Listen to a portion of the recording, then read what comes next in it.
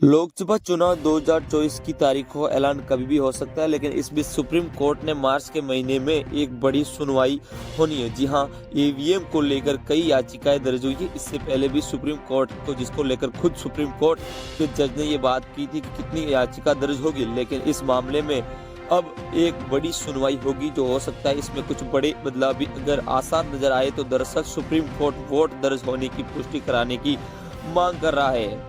याचिका पर महाराष्ट्र में सुनवाई करेगा एसोसिएशन फॉर डेमोक्रेटिक रिवॉर्ड्स यानी एडीआर की याचिका दाखिल कर मतदाताओं को वोट दर्ज होने की पुष्टि कराए जाने की मांग की है। यानी जो आप वोट देते हैं, मान लीजिए आपको बीजेपी या कांग्रेस किसी भी पार्टी को वोट दिया, लेकिन वे वोट उसी पार्टी को दर्ज हुआ या नहीं, इस बात की पुष्टि के लिए याचिका दर्ज हुई है। शुक्रवार को यह मामला सुनवाई पर लगा था, लेकिन कोर्ट के पास समय कम होने के कारण मामले पर सुनवाई मार्च तक टल गई है। कल शुक्रवार को जब न्यायमूर्ति संजीव खन्ना की अध्यक्षता वाली पीठ के समक्ष एडीआर की याचिका पर सुनवाई पर आई तो वकील प्रशांत भूषण ने केस को महत्वपूर्ण बताते हुए जल्द सुनवाई की मांग की।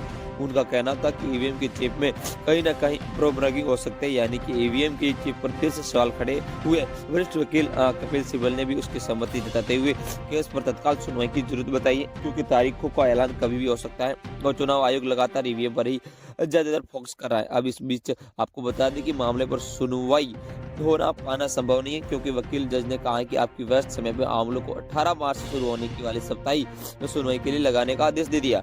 लेकिन चर्चा थी कि इस तरीके से ये मामला आगे तूल पकड़ता नजर आया है। इस बीच दौरान सुनवाई के दौरान कोर्ट ने टिप्पणी में ये भी कहा है कि ईवीएम को लेकर आखिर कितनी याचिका दाखिल होगी, क्योंकि पहले ईवीएम को लेकर हैकिंग जुड़ी और साथ ही वीवीपैट से जुड़ी कई याचिका दाखिल हो गई है। हर बार नया संदेश जताते हुए याचिका दाखिल कर दी जाती है। मौजूदा याचिका में कहा गया है कि ईवीएम में वोट डालने समय वीवीपैट